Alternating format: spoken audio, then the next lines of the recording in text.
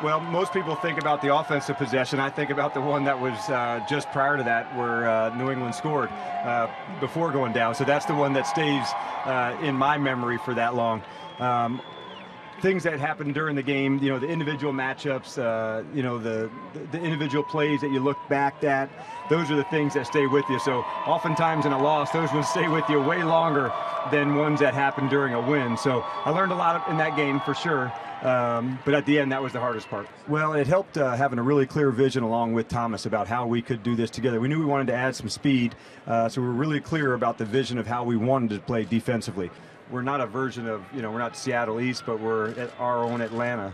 And there's definitely things I learned from Coach Carroll. He had probably the single biggest influence on me in my coaching career. He gave me just a great vision of what a head coach can be. But he also said, hey, Dan, do it in your own way. And I took that advice too.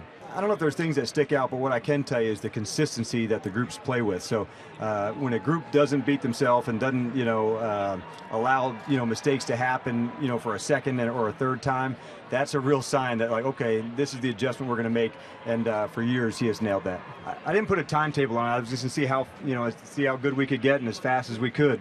So I never, set out as a, a 1-year plan or a 2-year plan or a 3-year plan, any of that. I just honestly, I don't think that far ahead.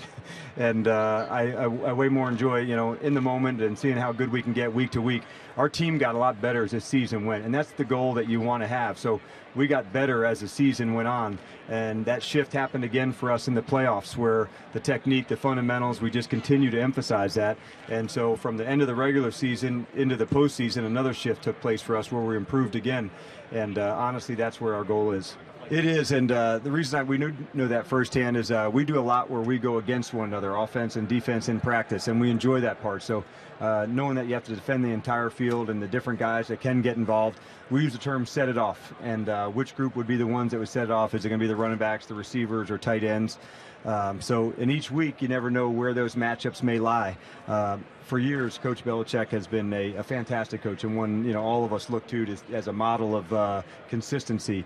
But all that aside, it still comes down to this week, these matchups, and how well we can play. Oh, I've been an offensive coach for a long time. No, I'm just kidding with you. I know. Honestly, we want to attack on all three phases. And that connection that we have, our offense, our defense, our special teams, this connection this team has allows us to play well. No unit is a country unto themselves. So this connection that this team has been such a big factor for us. So our offense is certainly explosive. To all the men and women overseas, all of our respect is for you. And we can't wait for you guys to be tuning in from all over the world. So much respect and come home safe. Man, we're having a blast. And to see the connection that these guys are having for one another, Dan, that's the coolest part for me. When you first see that, like that bond that they have together, and now I can step back and see that, how hard they want to play and get their details right and do it for one another, that's when I know we're hitting our mark. And that's where we're heading to right now. It's been cool for Arthur, too, to see that connection with him and the team. So, the A is behind this team. And we appreciate everybody down in Atlanta. The send-off that took place for us to get down here was really cool. Well, number one, I think the biggest thing is how are you playing when the season ends? And are you allowed to keep getting that improvement to get forward? So we were fortunate. We didn't have, some of the injuries at offensive line and some spots that rely on that continuity. And the second part of that is the guys who did get banged up, we had some people step in for us that came through. And that's not the easiest thing because injuries are going to hit everybody. And so for us to have that kind of depth that was built and rely on that next guy to stand up and play well was important. Past that, the connection for your team, you have to be good in the locker room first and how hard you can play for one another. And that's been a big difference for us. Really kind of talking behind the scenes about what's going on with the team. We have, and Mo and I both talked, and it definitely is a topic that deserves a lot of time.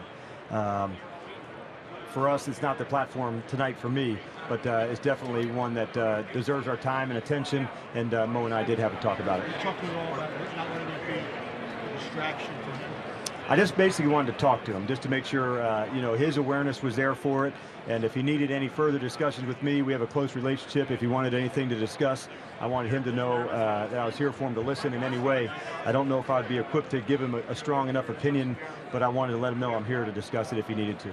No, the underdog part definitely doesn't. Honestly, it's like our matchup and all the things that we can do too. So as you go through the week and you're trying just to like put all the information in the game plan, and then as you get to Saturday night, like the shift begins.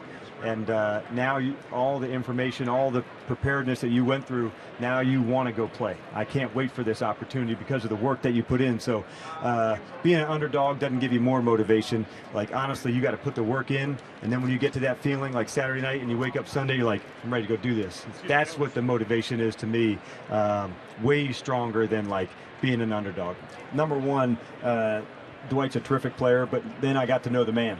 And then I found out why he became the terrific player, and it's his passion for how hard he puts into it. Like, he will literally be walking down the hallway staring at his iPad looking at pass rush. He might bump into you, and he has shown me and other players another spot you can take your game to. So not only had he had my respect before we joined up together, but after we got to know each other, it was a really clear example of me. And there's been a number of players like that through my coaching career that have said, man, is that guy going for it.